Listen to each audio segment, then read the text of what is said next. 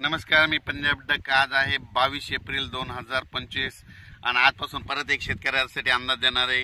राज्यातल्या सर्व शेतकऱ्याला सांगू इच्छितो की राज्यामध्ये काय करा, आता लहान मुलाची वयोवृद्धाची काळजी घ्या, कारण की राज्यात आज 22 पासून राज्यामध्ये उन्हाची तीव्रता वाढत जाणार आहे। जवळजवळ पारा जवळपास 44-45 अंशापर्यंत जाणार आहे। म्हणून लहान मुलाची वयोवृद्धाची काळजी घ्या आणि राज्यातल्या सर्व शेतकऱ्याला सांगू इच्छितो, राज्यामध्ये आता उन्हाची म्हणजे तीव्र लाट असल्यामुळे जवळपास 30 तारखेपर्यंत उन्हाची तीव्र लाट राहणार आहे आणि दिवसा मात्र गरमी खूप राहणार आहे।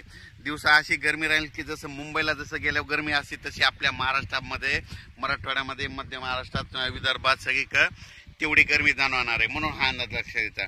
पण राज्यातल्या सर्व शेतकऱ्याला सांगू इच्छितो की राज्यामध्ये सांगायचं झालं तर 22, 23, 24, 25 दरम्यान राज्यामध्ये जवळपास 30 तारखेपर्यंत उन्हाची तीव्रता वाढत जाणार आहे। म्हणून हा अंदाज लक्षात घ्यायचा। पण राज्यात मात्र सध्या हवामान कोरडे अंशतः ढगाळ राहणार आहे, म्हणून हा अंदाज लक्षात घ्यायचा।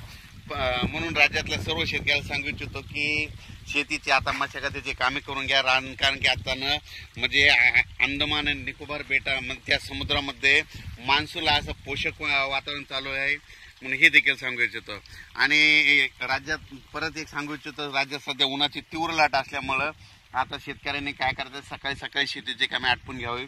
आणि हे काय पाहू शकता, हे आपल्या शेतामध्ये संपूर्ण नाले सगळे नाला खोलीकरण सगळं करून सगळे कामं व्यवस्थित करून ठेवलेले आहे। आणि आमच्या शेतामधून हे अंदाज देत आहे, म्हणजे पुढच्या वर्षीची सोयाबीन, तूर याची तयारी करून ठेवायची।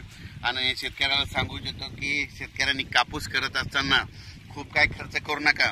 काय करा, अंतर कमी करा, 3x1 कापूस करा, अंतर कमी करा, खर्च कमी करा, जास्त म्हणजे खर्चाच्या भानगडीत पडू नका। जगाच्या पाठीवर कोणत्याही कापसाचं झाड कमरा इतकं वाढतं, त्याला 22 ते 42 बोंडे लागतात। 3x1 कापूस केला तर 10-12 क्विंटल काही न करता कापूस होतो। एकदा खत द्यायचा परत येऊ। म्हणून राज्यातल्या सर्व शेतकऱ्याला सांगू इच्छितो, आता शेतीची मशागतीचे कामं करून घ्या, कारण की मशागतीचे कामं करून घ्या। आता वेळ खूप आहे, आणखी जवळपास 2 महिने राहिलेले, तितक्या वेळा संपूर्ण शेतीचे काम निघतात। पण राज्यात मात्र 30 एप्रिलपर्यंत मात्र हवामान कोरडं राहणार, उन्हाची तीव्र वाढत जाणार आहे। काही ठिकाणी 45 अंशापर्यंत देखील तापमान जाणार आहे। म्हणून हे अंदाज लक्षात द्यायचा। अचानक वातावरणात बदल झाला तर लगेच एक मेसेज दिला जाईल। धन्यवाद।